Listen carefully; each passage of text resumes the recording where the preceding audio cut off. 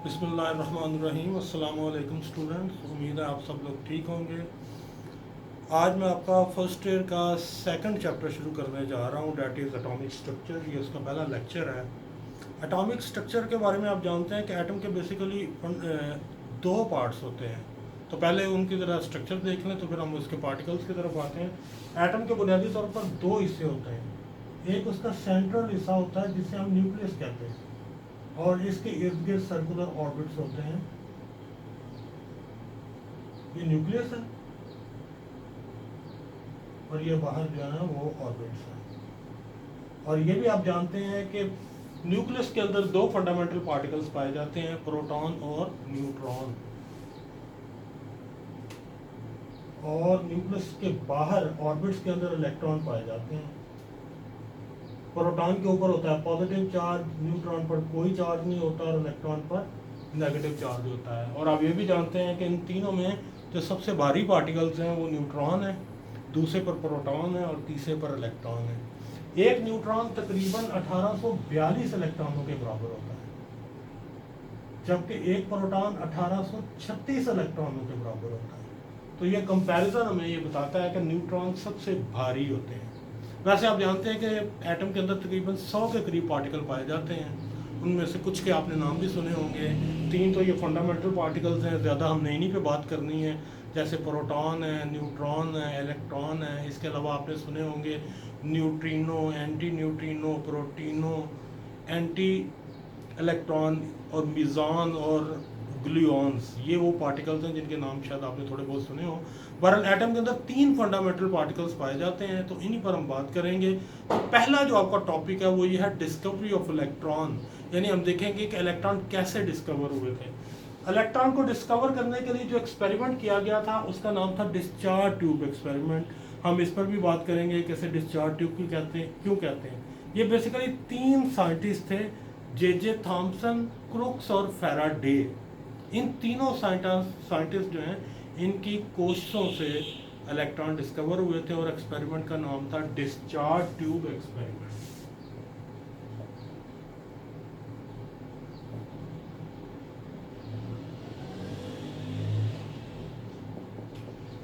Discharge tube basically शीशे की एक ट्यूब होती है, इसमें 2 इलेक्ट्रोड लगे होते हैं।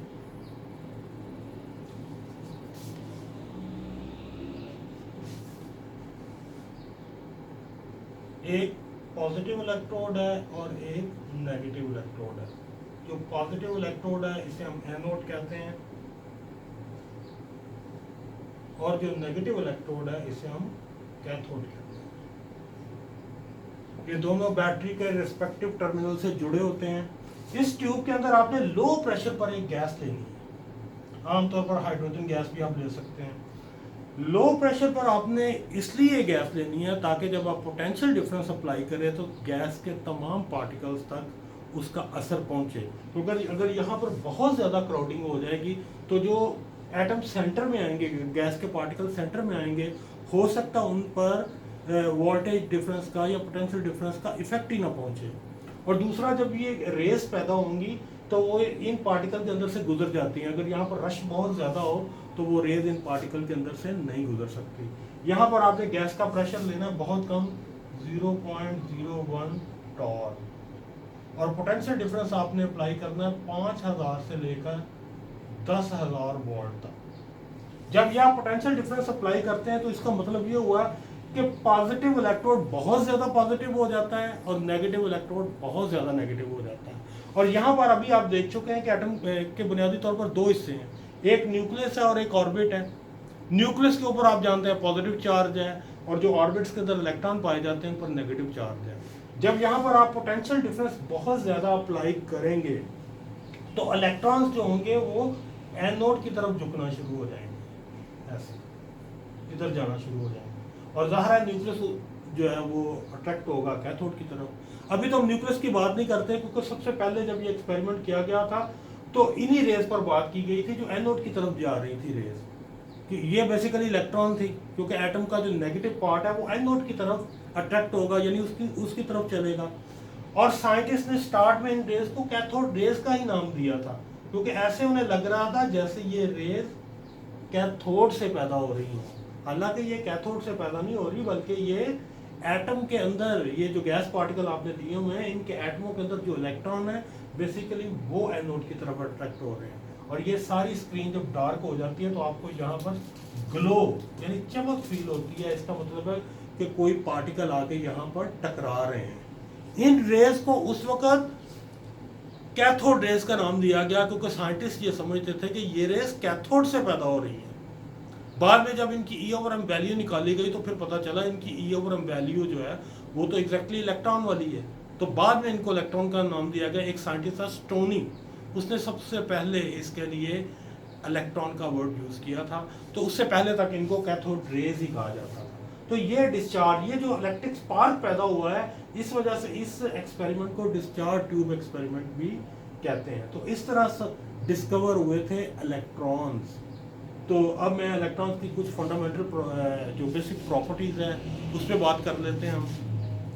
आपको पता है कि इलेक्ट्रॉन को अगर हम इलेक्ट्रिक फील्ड के अंदर से गुजारें तो ये पॉजिटिव पोल की तरफ झुक जाते हैं। ये इस बात का प्रूव है कि इलेक्ट्रॉन के ऊपर नेगेटिव चार्ज होता है। और अगर आप इसके रास्ते में कोई भी मसलन चीज़ रख देते हैं, जैसे ये फर्ज करें आप बॉल पॉइंट इनके रास्ते में रख देते हैं, तो पीछे इसका साया बनता है। ये इस बात का प्रूव है कि ये रेज जैसे लाइट रेज हैं उनकी तरह बिल्कुल ये स्ट्रेट लाइन में मूव करती हैं। क्योंकि अगर ये स्ट्रेट लाइन में मूव कर रही है, यहाँ आके टकरा रही है तो पीछे शेडो बन रहा है। अगर ये यहाँ से आके मुड़ जाती है और पीछे चली जाती है फिर तो शेडो बनता ही ना। तो अगर आप इलेक्ट्रॉन के रास्ते में कोई भी चीज़ रखते हैं तो उसका शेडो बनता है। ये इस बात का प्रूव है कि ये स्ट्रेट लाइन में मूव करते हैं। अगर आप इनके रास्ते में कोई कागज़ का कोई पैडल वगैरह बना के रख दें, उसके ऊपर फायर करें आप इलेक्ट्रॉन्स, तो आप देखते हैं वो पैडल घूमना शुरू हो जाता है। इससे ये साबित होता है कि इनका कोई मोमेंटम होता है, ये मटेरियल पार्टिकल्स होते हैं। एक और इनकी प्रॉपर्टी ये है कि ये कुछ ग्लास मटेरियल के ऊपर अगर इनको फेंका जाए तो ये वहाँ पर फ्लोरिसेंस पैदा करते हैं। अगर किसी मेटल के ऊपर आप इन्हें टकराते हैं, मेटल शीट के ऊपर, तो वहाँ पर ये हीट क्रिएट करते हैं। इसके अलावा आपको पता है जितने भी केमिकल रिएक्शंस होते हैं या केमिकल चेंजेस होती हैं, ये आमतौर पर इलेक्ट्रॉन के लेन देन से होती हैं। तो अगर आप किसी मटेरियल पर उसे फायर करते हैं, किसी रिएक्टेंट पर, तो उससे केमिकल रिएक्शन या केमिकल चेंज भी हो सकती है। तो ये इनकी जो मेन प्रॉपर्टीज़ हैं वो मैंने बोल दी हैं। नेक्स्ट जो हाँ, ये एक टॉपिक मैंने बताया नहीं आपको, इनसे एक्स रेज भी पैदा हो जाती हैं। एक्स रेज फॉर्मेशन का टॉपिक वैसे आगे आ रहा है, मैं वैसे थोड़ा सा आपको हिंट दे देता हूँ। ये फर्ज करें कोई हैवियर मेटल है, अगर आप इस पर इलेक्ट्रॉन फायर करते हैं और इसका इनर मोस्ट इलेक्ट्रॉन बाहर निकल जाता है तो यहाँ पर एक वैकेंसी क्रिएट हो जाती है, एक खाली जगह क्रिएट हो जाती है। इस खाली जगह को फिल करने के लिए सीरीज ऑफ जंपिंग होती है। ये इलेक्ट्रॉन जंप लगाकर यहाँ पर जाएंगे, ये इलेक्ट्रॉन जंप लगाकर यहाँ पर जाएंगे, ये इलेक्ट्रॉन जंप लगाकर यहाँ पर जाएंगे। तो ये जो सीरीज ऑफ जंपिंग हो रही है, इसकी वजह से बड़ी पावरफुल रेडिएशन पैदा होती है जिन्हें एक्स रेज कहा जाता है। तो इलेक्ट्रॉन एक्स रेज फॉर्मेशन में भी यूज़ होती हैं। ये टॉपिक आगे भी आ रहा है, वहाँ पर हम डिटेल से बात करेंगे। मैं आगे जा रहा हूँ। इनकी एक और प्रॉपर्टी भी है, ये मेटालिक शीट जैसे एल्यूमिनियम और गोल्ड है, इसके अंदर ये पेनिट्रेट भी कर जाती है, ये भी इनकी प्रॉपर्टी है। नेक्स्ट टॉपिक है आपका, जे थॉमसन ने इनकी e over m value electron की निकाली थी, तो मैं उसी टॉपिक की तरफ जा रहा हूँ। ई ओवर एम वैल्यू निकालने के लिए भी हमें इलेक्ट्रॉनों की जरूरत होती है, तो एक्सपेरिमेंट तो यही यूज होगा। बस इसके आगे हम एक ग्लास ट्यूब लगा देते हैं,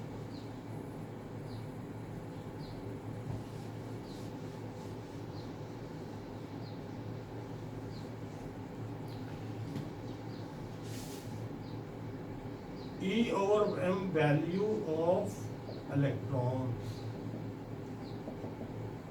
डिस्चार्ज ट्यूब एक्सपेरिमेंट से आप इलेक्ट्रॉन पैदा करें, इलेक्ट्रॉनों को आपने आगे लेके जाना है। यहाँ पर आप एक ग्लास ट्यूब लगा दें इस तरह।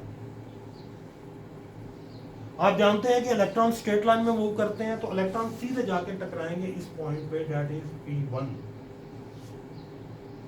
अगर इलेक्ट्रॉन को नॉर्मल हालात में आप आगे लेके जाते हैं शीशे की ट्यूब में, तो सारे इलेक्ट्रॉन जाके टकराएंगे पॉइंट P1 पे। और अगर आप यहाँ पर इलेक्ट्रिक फील्ड अप्लाई कर देते हैं, तो आपको पता है इलेक्ट्रॉन इलेक्ट्रिक फील्ड में डिफ्लेक्ट होते हैं पॉजिटिव पोल की तरफ, तो फिर इलेक्ट्रॉन जाके टकराएंगे पॉइंट P2 पे।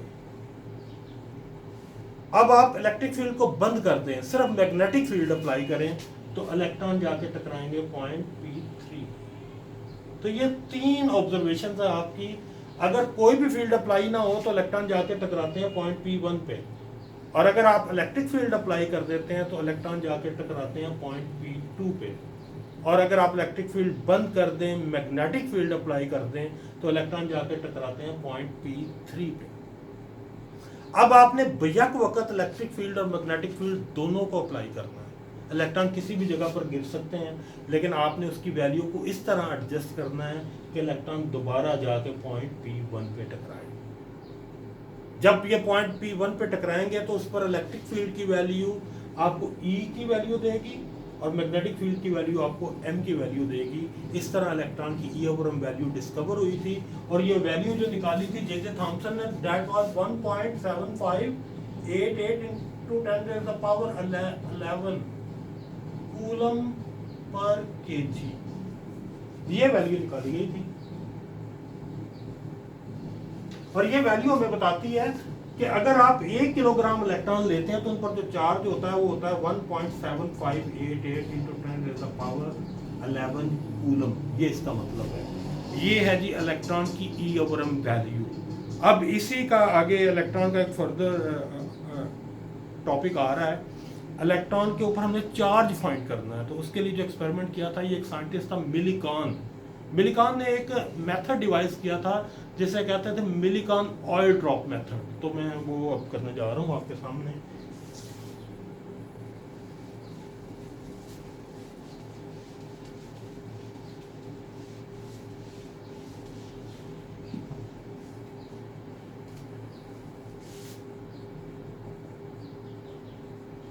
Millikan oil drop method. इसकी पहले आप जरा इंस्ट्रूमेंटेशन समझ लें, फिर हम इसकी जो वर्किंग है उसको देखेंगे। ये एक मेटल का एक ट्यूब है, मेटल का एक सिलेंडर कह लें आप।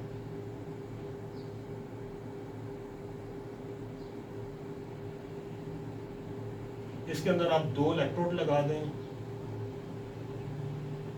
एक का नाम A है, दूसरे का नाम A डैश है। यहाँ पर आप एक एटॉमाइजर लगा दें या स्प्रेयर लगा दें।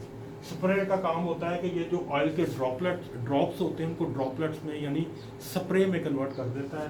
तो इसे एटॉमाइजर भी कहते हैं, इसे स्प्रेयर भी कहते हैं। ये एटॉमाइजर है।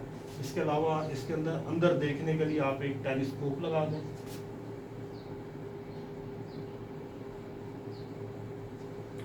और यहाँ पर आप वैक्यूम अंदर क्रिएट करने के लिए या जगह खाली करने के लिए यहाँ पर एक वैक्यूम पंप भी लगा सकते हैं, वैक्यूम पंप लगा दें। और अंदर इलेक्ट्रॉन फायर करने के लिए हम इलेक्ट्रॉन या एक्सरेज गन यूज़ करते हैं, वो आप यहाँ पर लगा दें, एक्सरेज गन।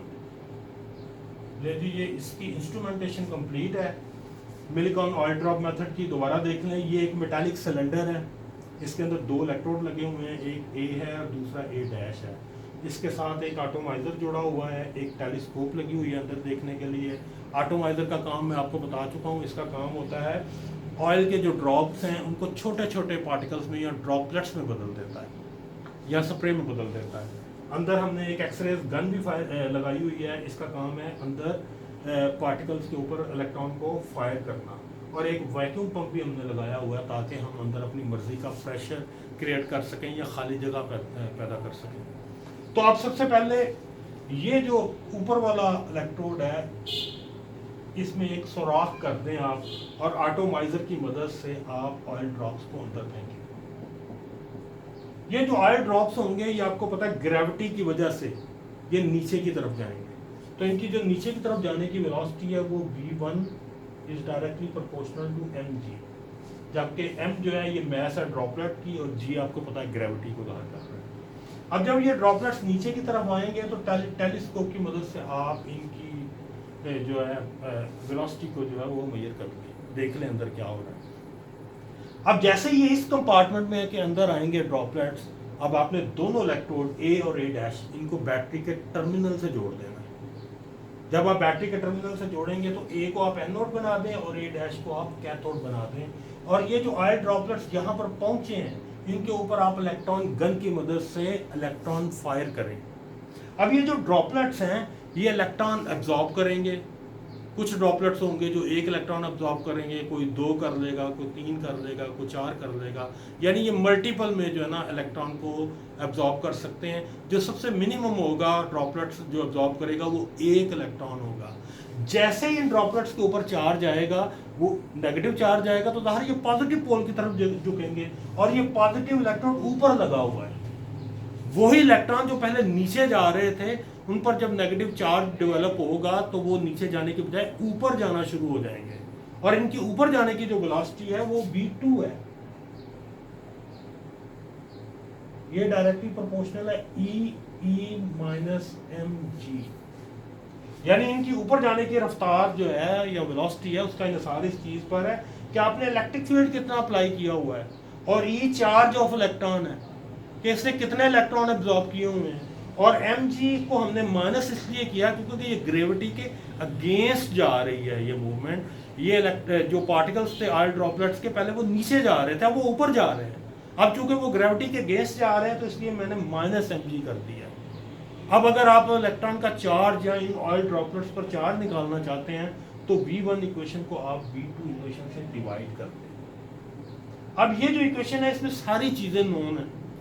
v1 v2 ये वेलोसिटी आपने मेजर करनी है, इंस्ट्रूमेंट की मदद से मेजर करनी है, टेलीस्कोप की मदद से आप अंदर इनको देख रहे हैं। मैस ऑफ ड्रॉपलेट्स जो है ये हम फाइंड कर सकते हैं इन ड्रॉपलेट्स का के ऊपर इलेक्ट्रिक फील्ड की मदद से हम इसे सस्पेंड कर दें अगर, तो इससे हम इनकी मैस निकाल सकते हैं। जी की वैल्यू का आपको पता है 9.8 होती है, 10 भी बाज़ किताबों में लिखी जाती है। ई इलेक्ट्रिक फील्ड है, ये हमने खुद अप्लाई किया हुआ है, हमें पता है इसकी वैल्यू का। तो अगर ये सारी चीज़ें नोन हो तो ये जो ई है इसकी वैल्यू को आप फाइंड कर सकते हैं, that is charge on droplets या charge on electron.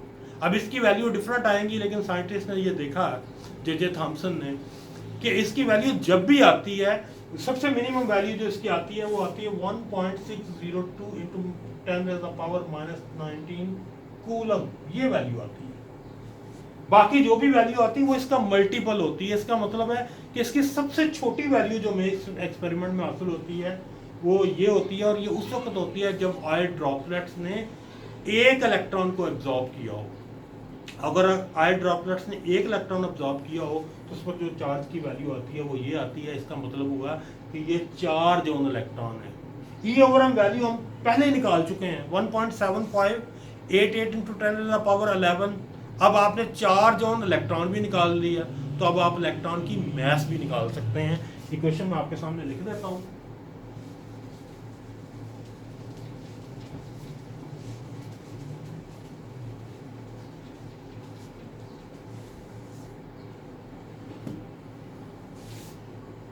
E over m value आपने इलेक्ट्रॉन की निकाली है 1.7588 इंटू 10⁻11, और ई की वैल्यू आप अभी निकाल चुके हैं, यानी 1.602 into 10⁻⁻19 divided by m is equal to 1.7588 into 10⁻11।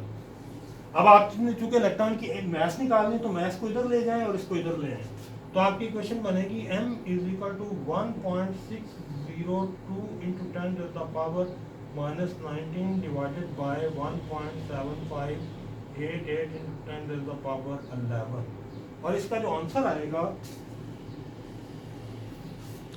वो मैं आपके सामने रखता हूँ।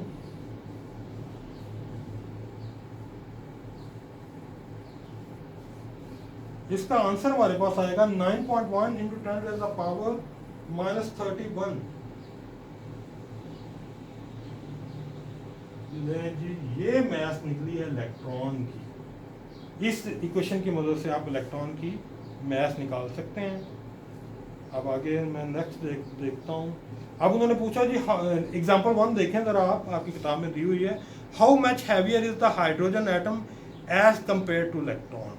तो इसका भी आपने कंपैरिजन करना है, हाइड्रोजन की मैस और ये जो इलेक्ट्रॉन की मैस है इनका आपस में आप कंपैरिजन कर दें।